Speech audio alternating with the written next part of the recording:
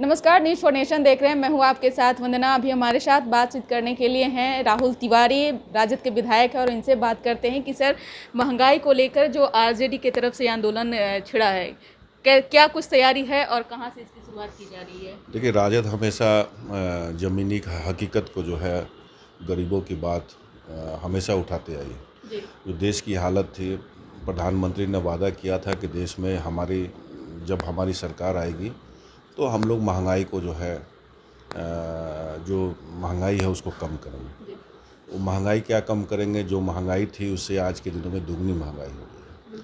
तो वास्तविकता में लोग परेशान हैं। राशन, उनके घर के रसोई घर का जो है सामान का रेट काफ़ी बढ़ गया है, डीजल का, पेट्रोल का, यहाँ तक किराया का। जो ट्रेन से जो लोग आ रहे हैं, जो पहले सफ़र किया करते थे, में काफ़ी अंतर हो गया। हर चीज़ में महंगाई हो गई है और इसको लेके हम जनता के बीच में हमारी पार्टी जा रही है और इसके ख़िलाफ़ हम लोग हर ब्लॉक के सामने जो है प्रदर्शन करने जा रहे हैं और लोगों को जागरूक भी करेंगे कि हम लोग उनकी आवाज़ उठाने के लिए हमेशा राजद जो है आपका साथ, जनता का साथ देती है।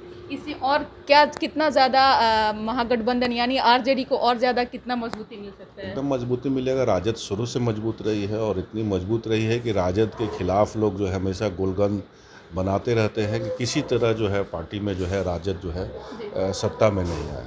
तो आज के दिनों में भी जो सही मायने में जनता के बीच में जाने का काम राजद के विधायक हों, राजद के कार्यकर्ता हों, हर ज़मीनी स्तर पर राजद की पकड़ काफ़ी मजबूत है। इतनी महंगाई होने के बावजूद भी हमको याद होगा कि जब कांग्रेस पार्टी की सरकार थी, थोड़ी सी महंगाई बढ़ जाती, लोग रोड पे सरेंडर, और प्याज का दाम बढ़ता था तो प्याज का माला लोग पहन के रोड पे चले आते थे। वही लोग की सरकार है आज जो है चुप बैठे हुए हैं। यानी इन लोगों को देश से कोई मतलब नहीं है, गरीब से कोई मतलब नहीं है, या भूखे मरे या बेरोज़गारी में मरे, इन लोगों को कोई परवाह नहीं। इन लोगों को सिर्फ सत्ता में बैठना है और सुख लेना है। सर, अब मानसून सत्र भी शुरू होने वाला है और पिछले दफे जिस तरह से बदसलूकी की गई थी विधायकों के साथ, तो विधानसभा के स्पीकर ने कहा था कि हम उन अधिकारियों पर कार्रवाई करेंगे। अब तक एक भी अधिकारियों पर कार्रवाई क्यों नहीं हुई? तो क्या लगता है कि इस बार मानसून सत्र जब शुरू होगा तो किस तरह आप विपक्ष का भूमिका रहेगी? देखिए, 15 साल से 16 साल से जो है अधिकारियों का ही बोलबाला रहा है सरकार में।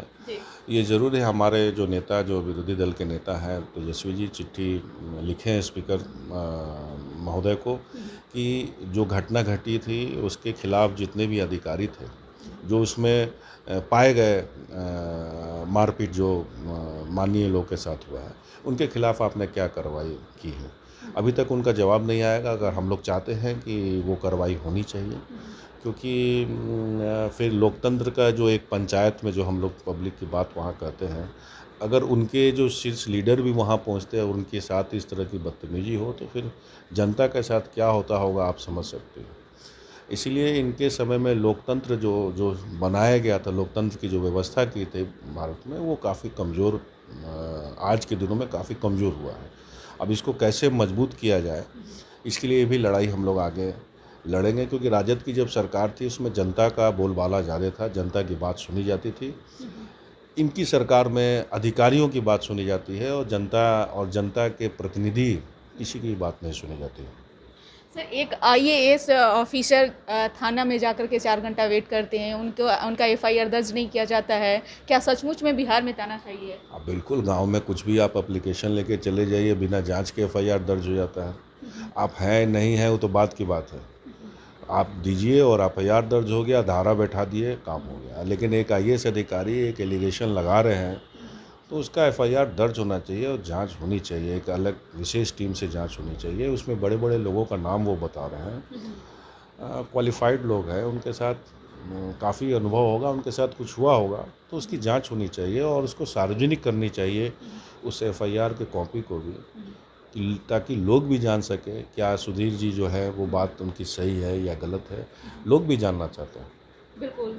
क्या लगता है कि अब आरजेडी को इस और बड़ा मौका मिलते जा रहा है, तो क्या लगता है सचमुच में कि सरकार गिर जाएगी और फिर से महागठबंधन की सरकार बनेगी? देखिए, सरकार गिरना और क्या कहा जाए इसमें, पिछले बार में जो चुनाव हम लोग लड़े थे उसमें बहुत कम अंतर से हम लोग की हार जीत हुई थी और नीतीश कुमार जी को आगे करके भारतीय जनता पार्टी चुनाव लड़ती है।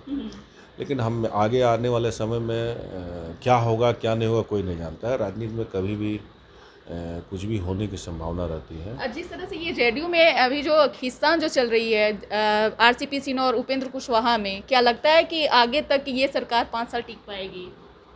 अब देखिए, उपेंद्र कुशवाहा जी और आरसीपी के बारे में वो ललन जी का जो बयान था, तो वो अपने आप में एक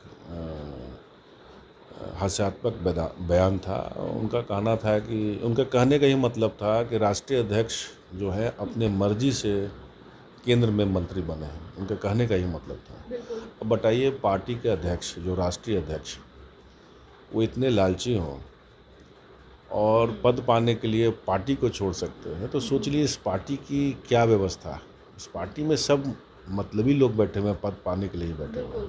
से स्पष्ट इनके कहने का तो यही मतलब है कि राष्ट्रीय पार्टी के अध्यक्ष और पार्टी को नहीं देख के जो है मंत्री बने हैं। ये अपने आप में बहुत बड़ा प्रश्न चिन्ह है। बिल्कुल, बहुत बहुत शुक्रिया सर।